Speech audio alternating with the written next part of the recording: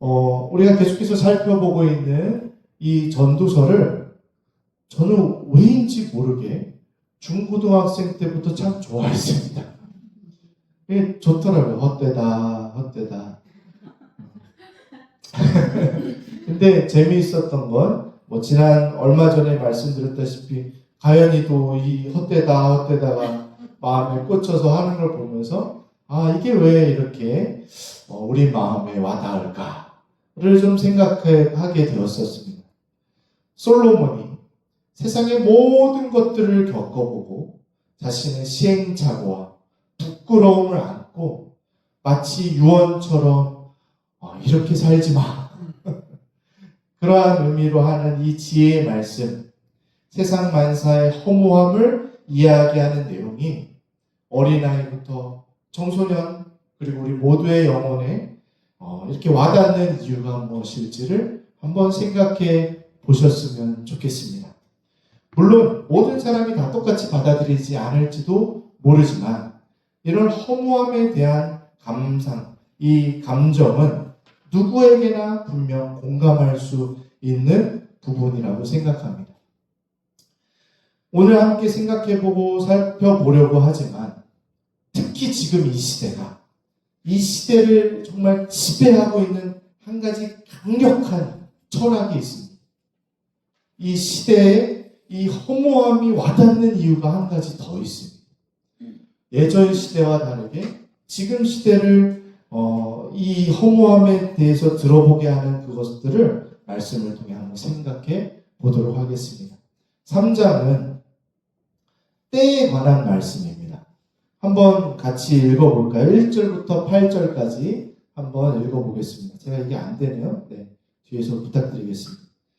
자, 형제님들이 홀수절, 자매님들이 짝수절, 그렇게 같이 읽겠습니다. 자, 시작. 범사에 기한이 있고 천하만사가 다 때가 있나니 때가 있고 죽을 때가 있으며 심을 때가 있고 심은 것을 뽑을 때가 있으며 죽일 때가 있고 치료할 때가 있으며 헐 때가 있고 세울 때가 있으며 때가 있고 웃을 때가 있으며 슬퍼할 때가 있고 춤출 때가 있으며 돌을 던져버릴 때가 있고 돌을 거둘 때가 있으며 안을 때가 있고 앉는 일을 멀리할 때가 있으며 찾을 때가 있고 잃을 때가 있으며 지킬 때가 있고 버릴 때가 있으며 찢을 때가 있고 꿰맬 때가 있으며 잠잠할 때가 있고 말할 때가 있으며 사랑할 때가 있고 미워할 때가 있으며 전쟁할 때가 있고 평화할 때가 있느니라. 다 때가 있습니다. 이 땅에는 영원한 것은 없습니다. 오늘 전도서는 이러한 때 저러한 때를 다양하게 표현하고 있습니다. 이번에 악동 뮤지션 신곡 들으셨나요?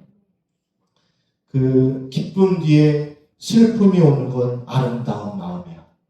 이 자매 교회 다니시는 수연 자매님께서 좀 우울함에 빠지셔서 어려워하던 시간을 넘어서서 그 기쁨과 슬픔의 때에 대한 것들, 이때도 저때도 의미가 있다라고 하며 노래했던 최신 신곡입니다. 우리는 시작과 끝이 있고 그때마다 합당한 때들이 있습니다. 혹시 오늘 쭉 읽었던 여러 가지 때 중에 지금 내 마음에 와닿는 때는 무엇입니까? 옛날 사진을 꺼내보면 그럴 때 있지 않나요? 저럴 때가 있었지. 지금의 때를 잘 인식을 하지 못하다가 그 세월의 흐름이 확 와닿을 때가 있습니다. 그때는 이랬고 지금은 이렇구나. 우리는 인간의 유한함만에 반드시 서게 됩니다. 우리 학창시절 결코 영원한 게 아니었구나. 우리의 청년의 때는 지나가는구나. 우리의 신혼은 잠깐이구나. 우리 아이의 이 귀여움도 그때만의 특별한 것이었구나.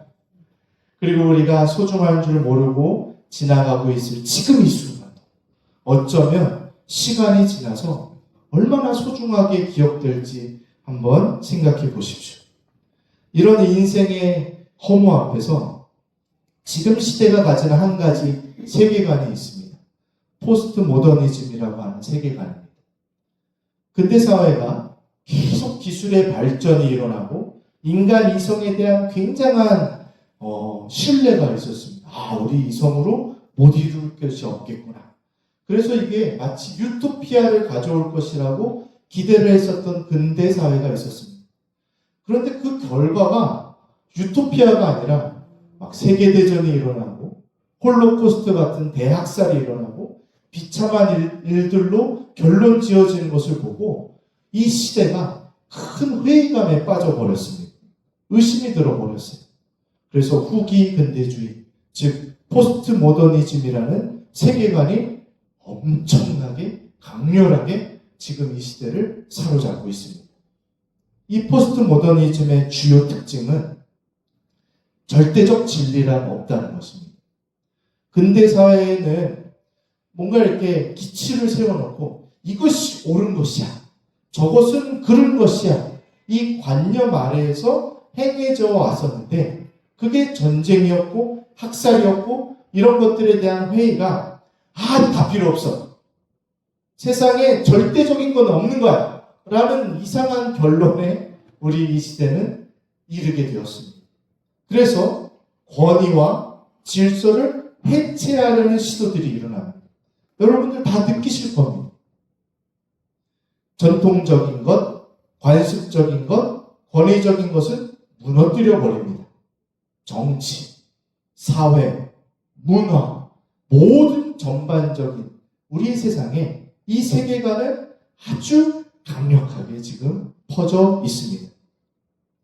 예를 들어볼까요? 1992년 우리나라를 휩쓸었던 서태지와 아이들을 기억하십니까?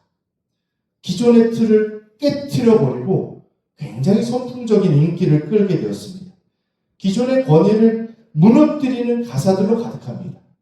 교실 이데아라는 노래, 됐어, 그런 가르침은 됐어. 그것으론 좋게 내 모든 삶을 찢어버리기. 너무 이상한가요? 안 됩니다. 큰일 납니다. 형님이 오늘 찬양을 어색해 하셨든? 힙합, 국악, 이 틀을 깨트려서 하여가라는 노래를 만들기도 하고, 이 선을 넘어가는 거에 굉장히 쉬웠고, 그것이 통쾌했고, 그것이 세상에 먹혀 들었습니다. 파격적이었고, 충격적이었습니다.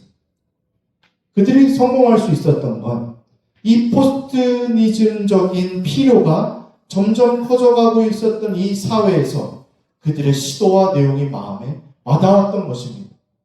학생들 입장에서, 젊은 사람들 입장에서 얼마나 통쾌했겠습니까? 이거지.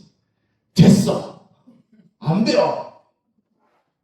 포스트 모더니즘은 늘 새로움을 주기도 하고 잘못된 권위와 전통을 깨트리기도 하고 좀 포용적이고 관대한 이 다양성의 시대를 가지고 왔습니다. 그런데 이 세계관의 장점들에도 불구하고 기독교 세계관, 우리가 진리라고 믿고 붙들어야 할 이 기독교 세계관과는 분명 크게 충돌하는 지점들이 있습니다. 기독교의 핵심 가치 중에 하나가 바로 절대 진리이기 때문입니다. 하나님의 절대 주권이기 때문입니다. 기존의 교회들은 너무 권위주의적이었고 변화에 느렸고 배타성이 굉장히 공격적이었습니다. 포스트 모더니즘은 그러한 교회의 오래된 문제들을 도전해왔고 정화하는 영향도 미쳤습니다. 포스트 모더니즘의 세계관도 그 장단점을 점검해보고 생각해볼 필요가 있습니다. 그리고 포스트 모더니즘은 제가 말하고 있는 이런 시도조차도 고리타분하다고 할지 모릅니다. 어차피 다 그때마다 때가 있고 모든 것엔 끝이 있는 이 세상에 권위와 질서와 틀에 얽매이는 것은 참 번거롭고 의미 없는 일처럼 느껴집니다. 그래서 허무주의는 새로운 세계관에 꽂히게 되었습니다. 그렇다면 전도서가 말하고 있는 이 인생의 허무는 포스트 모더니즘과 닮아 있을지도 모릅니다. 9절 한번 볼까요? 9절 넘겨주시겠어요? 9절 한번 넘겨주시겠어요? 자, 같이 읽겠습니다. 시작. 일하는 자가 그 수고로 말미암아 무슨 이익이 있으랴. 비슷하죠. 무슨 소용이 있어? 다 그때그때 다른 거고 우리가 수고한들 무슨 소용이 있어? 어떤 가치를 쫓아간들 그건 다 자기 마음대로 아니야? 라고 생각하는 그 비슷한 목소리와 같지만 구체적인 내용에서는 다릅니다. 한 번 더 넘겨주시면 10절입니다. 같이 읽겠습니다. 시작. 하나님이 인생들에게 노고를 주사 애쓰게 하신 것을 내가 보았노라. 결국 계속해서 말했듯 하나님을 부정하는 세계관은 바로 이 전 단계 허무함으로 결말지어질지 모르지만 하나님이 인정하는 세계관은 이 인생의 때에 대한 답이 전혀 다릅니다. 하나님이 주신 거구나. 이 때는, 이 유한함은 하나님이 주신 시간들이구나. 포스트 모더니즘의 세계관의 문제는 그들이 절대 진리와 도덕 가치조차도 부정해버리기 때문에 여러 가지 혼란들이 일어나고 무엇보다 분열됩니다. 같이 따라갈 가치가 없습니다. 절대적 가치가 무너지니까 공동체가 세워질 토대가 없어져 버립니다. 그냥 각자대로 인정해 달라는 말밖에 할 수 없습니다. 각자 원하는 대로 살기 때문에 극단의 분열과 개인주의의 사회를 우리는 살며 외로워하고 있습니다.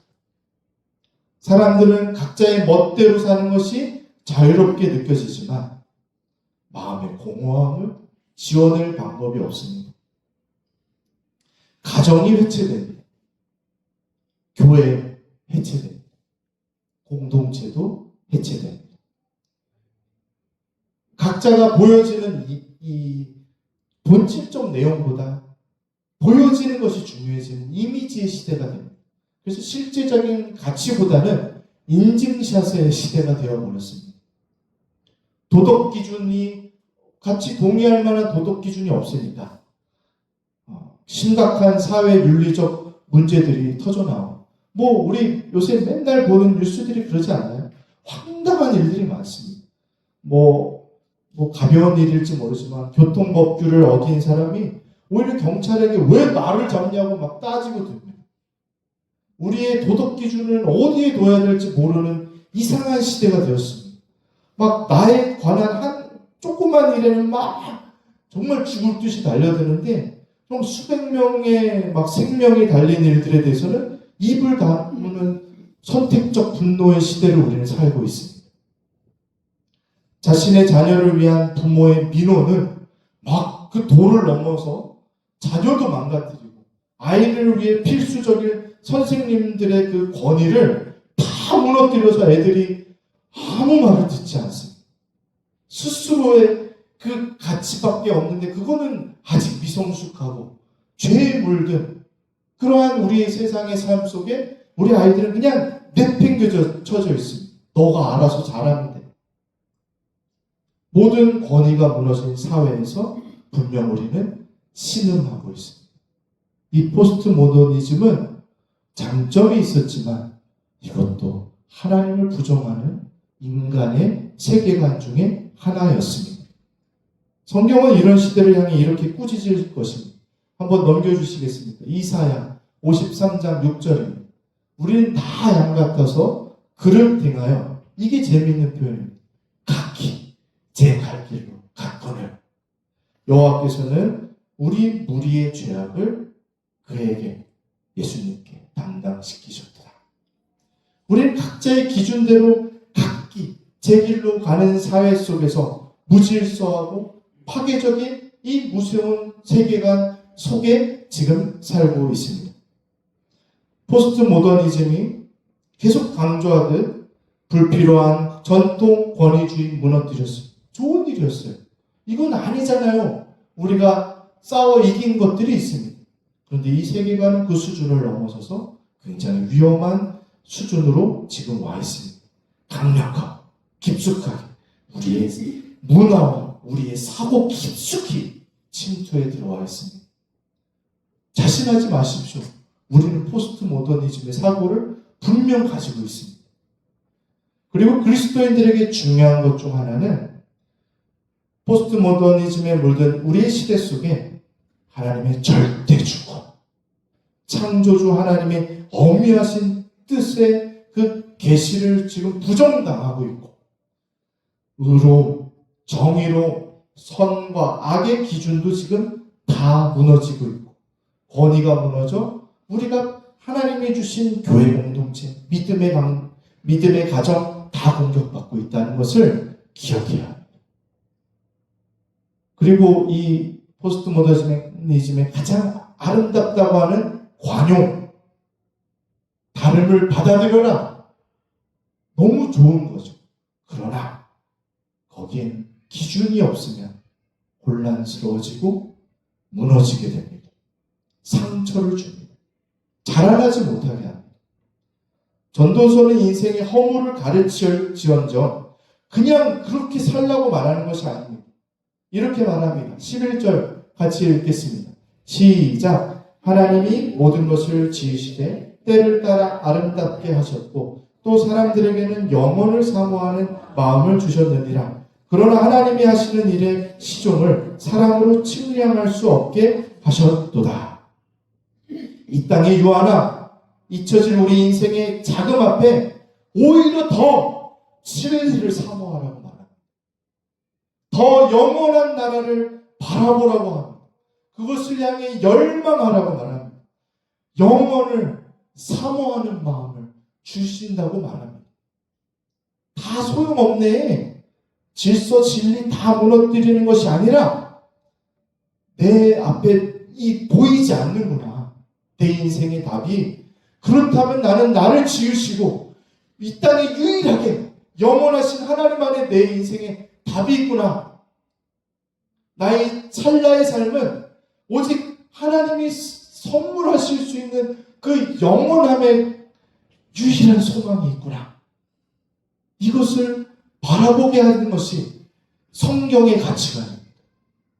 그것을 깨닫는 사람들에게 우리 모든 때가 허무한 것이 아니라 아름답다고. 태어나는 것이 아름답고 한 인생의 죽음도 아름다울 수 있습니다. 주님의 손 안에 있기 때문에 우리는 사나 죽으나 아름다울 수 있는 것입니다.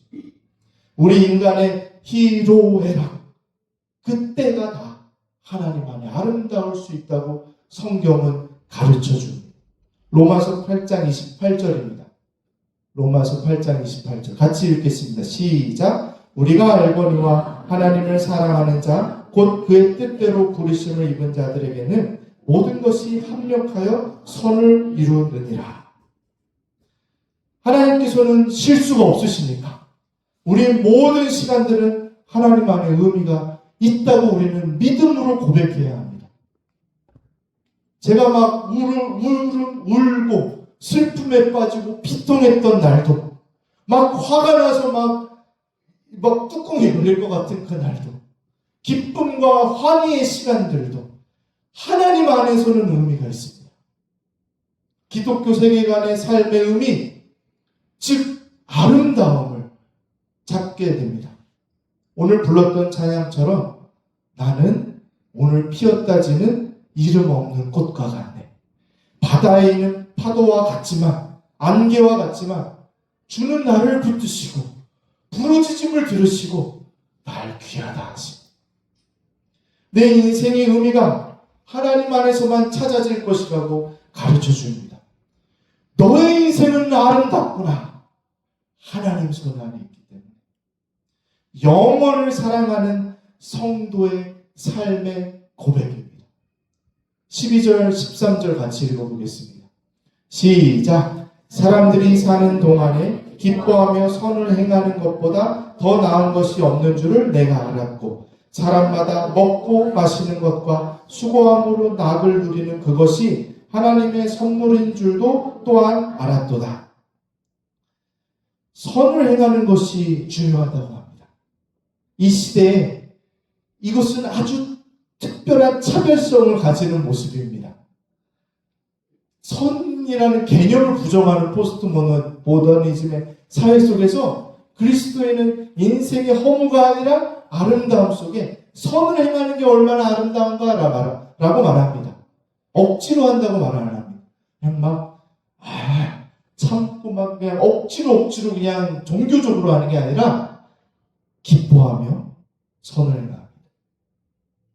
나만을 최우선으로 하는, 남들에게 간섭받는 것조차 허용하지 않는 이 세상 속에 선은 그리스도인들이 할 수 있는 놀라운 가치입니다. 선이 무엇일까요? 선. 여기서 선은 좋다라는 의미입니다. 이 히브리어로 토브라고 합니다. 하나님이 천지를 지으시고 보시기에 좋았더라라고 할 때 이 좋음이 바로 선함입니다. 즉 우리에게 선이란 하나님이 창조하신 모습이 회복되어지는 것입니다. 하나님이 아름답게 창조하신 세상을 기뻐하고 하나님의 형상으로 지음받은 내 인생이 그 안에서 회복되어지고 하나님이 정해주신 그 울타리 안에서 자유를 누리면서 세상을 다스리기도 하고 생육하고 번성하며 하나님의 뜻대로 살아가는 것, 그것이 선입니다. 그래서 먹고 마시고 수고하는 것도 하나님 안에서는 선이고 아름다운 것입니다. 우리가 서로 하나 되어 누리는 이 풍성함은 주님 안에서 선합니다. 그리고 그 선함은 우리 하나님으로부터 오는 것입니다. 하나님이 선물해 준다고 말씀이 지금 얘기합니다. 하나님의 선물인 줄도 또한 알았도다. 즉 선은 포스트 모더니즘처럼 각자가 정하는 것이 아니라 그건 혼란스러운 겁니다. 죄라고 성경은 가르칩니다. 성경은 선함이란 창조의 뜻 안에 그 선이 있다고 말합니다. 우리는 절대 진리 위에 창조주 하나님을 향한 믿음과 그분께서 역사를 운행하고 있다라는 위대한 구원의 소식 위에 지금 부름받았습니다. 이 시대와 다른 삶으로, 다른 가치를 좇으며 살아가도록 부름받았습니다. 어떤 세속의 세계관도 담아낼 수 없는 목적과 가치와 무엇보다 아름다운 게 있습니다. 오늘 변하지 않는 하나님의 말씀 가운데 듣고 반응하며 서로 함께 먹고 마시고 즐거워하는 그 내용이 우리 안에 있습니다. 부모학교 내용을 통해 자녀를 기르는 일이 토브, 선한 일이라는 것을 우리는 배웁니다. 모든 세대가 지난하도록 해왔던, 그리고 우리도 자녀를 키워보면 어제 한 일 오늘 또 해야 되고 그냥 똑같은, 어떻게 보면 의미 없어 보이는 일들을 계속 해야 되는 이 쳇바퀴 같은 일 속에 세상은, 포스트 모더니즘 세상은 자녀 양육을 우리의 자유를 갉아먹는 구속이라고 말하고 가성비 떨어지는 일이라고 편망할지도 모르지만 성경은 아니다. 너의 그 시간은 헛되지 않다. 내가 너를 자라나게 한다. 부모인 너에게도 관심이 있다. 너를 아름답게 하는 아름다운 때다라고 말씀하고 있는 세계관의 도전이 우리가 보는 이 책 안에 있는 것입니다. 14절 15절 같이 한번 읽어보겠습니다. 시작. 하나님께서 행하시는 모든 것은 영원히 있을 것이라. 그 위에 더할 수도 없고 그것에서 덜할 수도 없나니 하나님이 이같이 행하심은 사람들이 그의 앞에서 경외하게 하려 하심인 줄을 내가 알았도다. 이제 있는 것이 옛적에 있었고 장래에 있을 것도 옛적에 있었나니 하나님은 이미 지난 것을 다시 찾으시느니라. 여러분, 세계관은 우리의 터전입니다. 우리가 생각하고 믿는 바는 우리가 어떻게 살아가는지를 결정합니다. 지금 시대의 가장 강력한 믿음은 나뿐입니다. 여러분, 그게 취약하다는 것을 아셔야 됩니다. 나의 개성, 나의 꿈, 나의 성취 좋은 거지만 만에 하나 이게 뜻대로 안 됐을 때, 무너졌을 때 우리는 무엇을 지탱하고 살아갈 수 있습니까? 나만의 가치 기준은 지금 시대에 매력적으로 들리는 건 다 동의할 수 있지만 그것은 마치 비전문가에게 내 인생을 맡기는 것과 마찬가지입니다. 모래 위에 지은 집과 같은 것이죠. 그러나 영원하신 하나님 위에 서 있는 인생은 반석 위에 나의 집을 세우는 것과 같습니다. 언제나 그 자리에 계신 하나님의 영원하심에 기대어서 그분을 경외하며 살아가는 것입니다. 여러분들 돌봄교회는 탈권위주의적이었습니다. 목사가 먼저 섬겼고 아이들을 돌보는 일들, 세상에서 굳은 일이라고 하는 것은 가능한 목회자가 먼저 했습니다. 친구같이 서로를 대하고 우리 성도님들을 형님, 누님이라고 부릅니다. 이 작은 교회에서 목회자인 제가 누릴 수 있는 물질적, 사회적 특권과 권위는 별로 없습니다. 성도님들 서로도 또한 마찬가지로 권위적이지 않습니다. 친구같이 지내고 젊은 교회의 모습을 우리는 갖고 있습니다. 이런 것들은 포스트 모던 사회에 어울리는 매력적인 모습일지 모릅니다. 그러나 우리 교회는 포스트 모던의 가치를 추구해서 지금 이 자리에 있는 것이 아닙니다. 오직 예수님 안에서만 누릴 수 있는 겸손과 섬김의 가치라는 것을 기억해 주십시오. 한번 다음 말씀 보겠습니다. 마가복음입니다. 네, 제가 넘겼네요. 자, 같이 읽겠습니다. 시작. 너희 중에 누구든지 으뜸이 되고자 하는 자는 모든 사람의 종이 되어야 하리라. 인자가 온 것은 섬김을 받으려 함이 아니라 도리어 섬기려 하고 자기 목숨을 많은 사람의 대속물로 주려 함이니라. 절대 진리와 건강한 권위가 어떻게 사랑과 겸손으로 나타나는지에 대한 열매가 우리는 추구하고 있는 길입니다. 우리 돌봄교회의 본질은 영원하신 하나님을 배우고 그분 위에 세워지는 성도의 단단한 삶, 믿음의 가정의 그 단단함, 그리고 교회 공동체여야만 합니다. 파편적으로 깨어져 버리는 제멋대로의 이 세상의 가치가 아니라 말씀 위에 하나님의 권위를 두고 흔들리지 않는 가치 위에 부름받은 그 단단함, 천국의 아름다움을 누리는 공동체가 되어야 합니다. 마지막으로 한 가지만 더 기억하고 돌아가십시오. 틀을 깨는 것이 포스트 모던 사회의 매력이라면 하나님은 누구보다 파격적이시고 더 탈권위적이셨습니다. 빌립보서 2장입니다.